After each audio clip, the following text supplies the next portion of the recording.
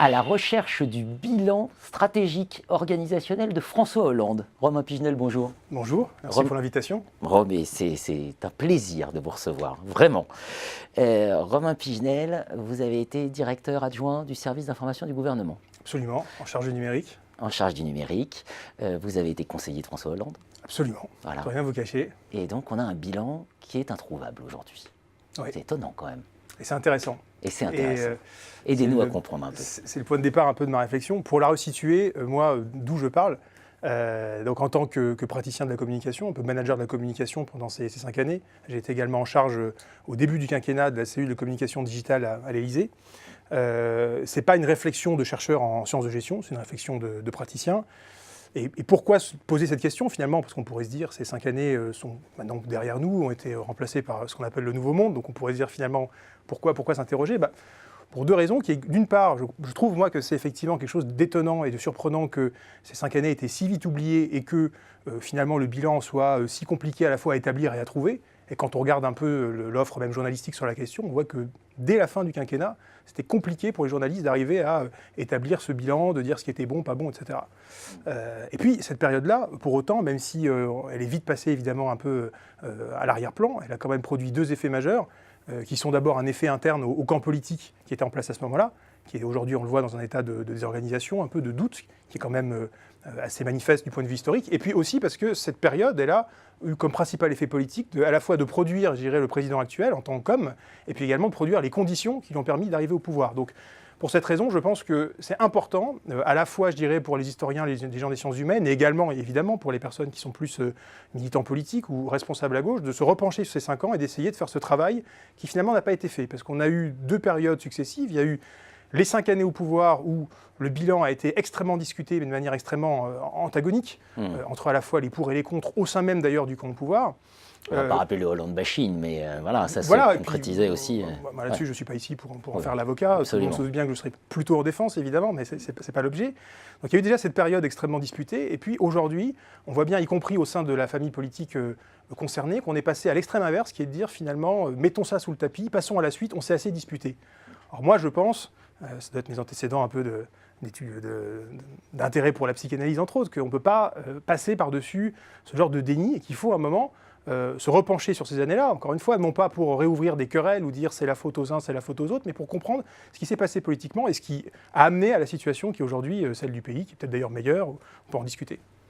Alors, rentrons dans le vif du sujet. Ce bilan, voilà. Aujourd'hui, introuvable, donc. Déjà, moi, si on le regarde, si on sort du déni, qu'est-ce qu'on voit?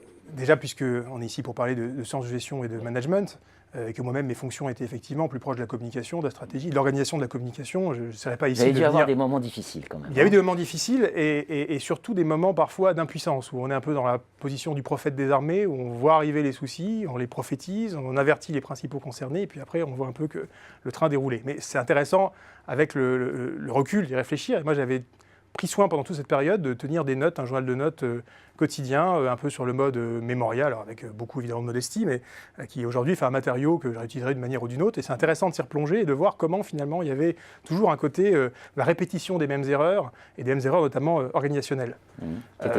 Alors, moi je pense qu'il y a déjà un premier problème qui se pose, qui est le démarrage.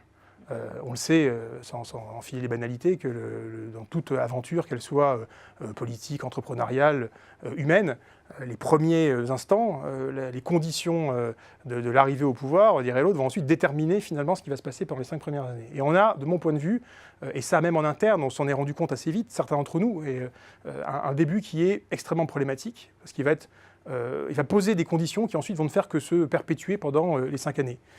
Le premier point, c'est, de mon point de vue, une mauvaise utilisation de ce qu'on appelle parfois l'état de grâce. En fait, il y a eu peu d'état de grâce quand on se replonge dans la période, puisque très très rapidement, finalement, il y a eu notamment une impatience et parfois une agressivité de la part de l'opposition, des médias, mais qui faisaient leur travail, qui s'est manifestée.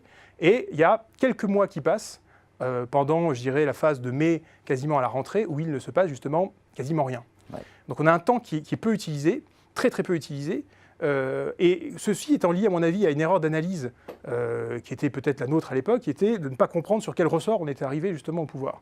Alors ce qui est certain, et moi pour avoir fait auparavant d'autres campagnes politiques, y compris à gauche, c'est que si c'est une campagne gagnante, et de ce point de vue-là, je dirais, c'est elle qui a raison, il n'y avait pas l'engouement populaire, ou en tout cas la mobilisation ou la mise en mouvement des corps sociaux d'habitude associés à la gauche. On peut penser évidemment aux classes populaires, aux jeunes des quartiers populaires, aux chercheurs, aux artistes. Il n'y avait de manière évidente pas la même effervescence qu'on avait pu voir pendant la campagne de Ségolène Royal. Alors évidemment, celle-ci avait perdu, donc on peut dire à quoi bon, mais ce que je veux dire par là, c'est qu'il y avait une arrivée au pouvoir qui avait été conditionnée évidemment par le rejet du président sortant, par le rejet d'un certain type de gouvernance. Et si, il ne faut pas dire pour autant que c'était une victoire par défaut, parce que moi je ne le crois pas, il y avait en tout cas un soutien mesuré. Et il y avait beaucoup d'attentes et beaucoup aussi d'observations un peu curieuses de ce qui allait se passer.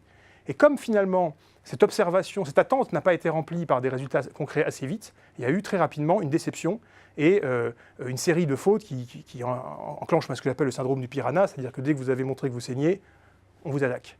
Et, oui, bien sûr. Et ça commence très tôt, et après c'est un cycle imperturbable de coups de plus en plus durs qui vont être portés, qui affaiblissent les équipes, qui donnent de moins en moins de capital politique pour porter des réformes. À partir de là, vous êtes dans un engrenage qui est très compliqué. La deuxième erreur qui est faite, c'est de ne pas renouveler assez les figures du pouvoir. Et ça, c'est quelque chose qu'on a vécu en interne. Il y a eu, malgré tout, je disais que la campagne avait probablement trop peu associé à la société civile. Il y avait malgré tout des gens qui étaient arrivés aux côtés des gens qui étaient, j'aime pas l'expression de professionnels de la politique, mais en tout cas qui étaient des élus, même jeunes parfois, mais très très professionnalisés. Et ces personnes-là n'ont pas été suffisamment amenées au pouvoir. Et j'y reviendrai un peu plus tard, mais il est intéressant de ce point de vue-là que voir que Emmanuel Macron, lui, a pris grand soin justement d'essayer rapidement d'associer des figures de la société civile, là encore, j'aime pas ce mot-là qui veut tout et rien dire, mais en tout cas qui n'était pas strictement associé à la classe politique, et on ne fait pas cette chose-là. On se contente finalement de mettre des nouvelles têtes au sein du Parti socialiste, mais des nouvelles têtes du point de vue partidaire, c'est-à-dire des personnes qui n'avaient pas encore été ministres, mais qui pour autant étaient visibles ou semi-visibles dans les médias depuis 15-20 ans et qui n'étaient pas suspects d'avoir fait autre chose que de la politique. Donc il n'y a pas l'idée que le changement arrive. Or, le changement était la promesse à la fois très, très vague et très floue, mais très forte, qui était portée par la campagne. Et puis, il y a aussi un autre problème, c'est, et ça rejoint un peu ce que j'ai dit au début, c'est ne pas utiliser ce temps-là pour donner des signes concrets et forts, justement, de changement. Il va y avoir un effet ciseau, c'est-à-dire que d'abord, on ne va pas faire passer rapidement des réformes compliquées politiquement, mais pour lesquelles on a vu l'assentiment populaire, et je pense au mariage pour tous, pour lesquelles on va attendre des mois, et après, ensuite, le processus va prendre des mois. Alors que typiquement, adossé finalement à la légitimité donnée par l'élection, on aurait pu faire passer ces réformes-là très vite, avec des modalités exceptionnelles. Vous pouvez considérer que la légitimité du vote était là. Et à contrario, il va y avoir toute une série de mesurettes qui étaient probablement dans l'idée justement de donner l'impression du changement sur la façon de faire le pouvoir. On se souvient de cette volonté, par exemple, de ne plus faire les voyages officiels en avion mais en train.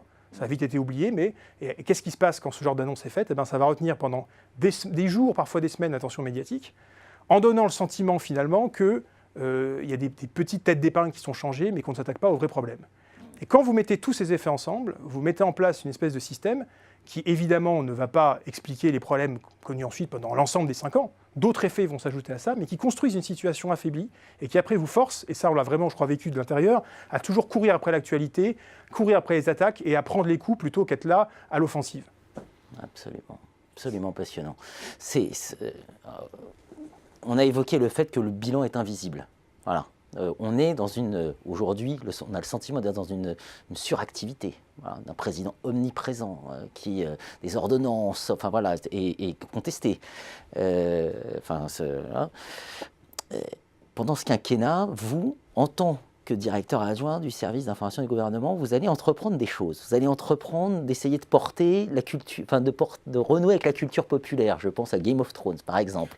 Une campagne que vous avez menée, vous allez vous charger du e-sport, vous allez essayer de matérialiser, de donner une chair à ce contenu. Vous avez évoqué le fait que vous n'alliez pas être là pour critiquer. Et en même temps, vous allez prendre Cahuzac. En même temps, vous allez prendre les attentats, le Bataclan, etc. Comment on vit ça quand on s'appelle Romain Pigenel ? Voilà, je vous pose directement la question. Monsieur ou Madame conseiller X. Il y a plusieurs questions et je vais essayer d'y répondre sans en oublier aucune. Je n'ai pas pris de note, j'aurais peut-être dû. D'abord, bilan illisible, je dirais plutôt un bilan, ou un bilan invisible, je dirais plutôt un bilan illisible, peu lisible ou compliqué à lire. C'est-à-dire qu'il ne va pas à l'élection et... Alors ça, c'est un élément déterminant. C'est-à-dire que, je parlais d'effet ciseau, il y a un deuxième effet ciseau, c'est d'abord le fait que François Hollande ne se représente pas à l'élection, donc il va mettre en place les conditions, il ne va justement pas mettre en place les conditions qui permettraient de porter un bilan politique devant ce qui lui donne à la fois sa légitimité et son jugement final, qui est le vote populaire. Donc déjà, cette non-représentation va finalement produire cet effet-là. Peut-être que si François Hollande était allé jusqu'au bout, ce que moi et un certain nombre d'autres ont souhaité, et on pensait que c'était souhaitable pour différentes raisons, peut-être qu'aujourd'hui on ne serait pas en cette situation. Et puis il y a un deuxième, et ça c'est le deuxième ciseau, deuxième lame des ciseaux, qui est que le président qui va être élu est quelqu'un qui, à la fois, c'est le paradoxe, un total produit du quinquennat, à la fois du point de vue des équipes et du point de vue des effets politiques, et qui en même temps a tout intérêt à le faire oublier. Absolument. Donc ça, c'est effectivement ce qui va qui va invisibiliser finalement ce bilan, qui par ailleurs existe, dont on peut discuter, mais qui, parce que d'abord il n'a pas été raconté ou mal raconté pendant qu'il avait lieu, parce qu'il n'a pas subi ensuite le jugement d'une campagne, et parce que la personne qui a hérité avait tout intérêt à le passer justement sous le boisseau, parce qu'elle était aussi responsable elle-même, en bien ou en mal de ce bilan-là, il est aujourd'hui peu visible. Sur l'actuel président, moi, il y a un point qui me semble extrêmement intéressant, c'est que je remarque que point par point, il a fait, pendant les premiers mois et aujourd'hui, le contre-pied exact de ce qu'avait fait François Hollande. Et je pense, des souvenirs que je peux avoir de la personne en question, des moments traversés ensemble, qu'il était lui-même dans la position que j'ai décrite, qui était celle de beaucoup de personnes, c'est-à-dire témoin de ce qui se passait, témoin, alors impuissant, probablement moins impuissant que moi, parce qu'il était effectivement à des positions plus importantes, mais je suis à peu près certain qu'il a eu cette manière de faire, de regarder au jour le jour ce qui se passait et d'en prendre une leçon d'antipolitique d'un certain point de vue. Et ce qui me semble intéressant du point de vue de la pratique du pouvoir, de l'organisation des hommes, de la communication, c'est qu'on a en fait un double effet de miroir. Vous avez d'abord un pouvoir hollandais qui se construit en prenant vraiment le contre-pied de ce qu'avait été Nicolas Sarkozy, et parfois en faisant des erreurs, et en allant chercher un contre-pied systématique là où, notamment sur des questions de rapport aux médias, il y avait des choses qu'il ne fallait pas faire radicalement différemment. Et aujourd'hui, vous avez à la fois à nouveau un contre-pied. Et ce qui explique pourquoi il y a ce discours qu'on entend un peu monter en ce moment, et qui n'est pas entièrement faux, qui dit que par certains aspects, Emmanuel Macron rappelle Nicolas Sarkozy.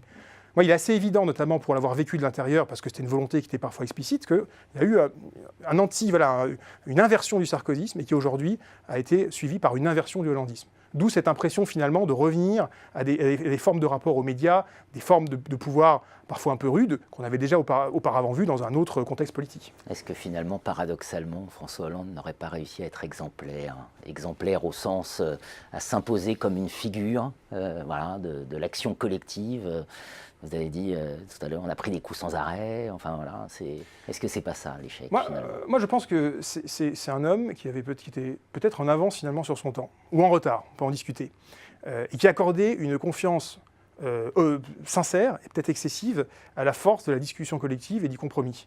Et qui peut-être pensait à la fois, je dirais, ça c'est le point positif, la démocratie française plus mature qu'elle ne l'était, et en même temps, ça c'est le point négatif, il n'avait pas peut-être pris la mesure de l'époque qu'on traversait.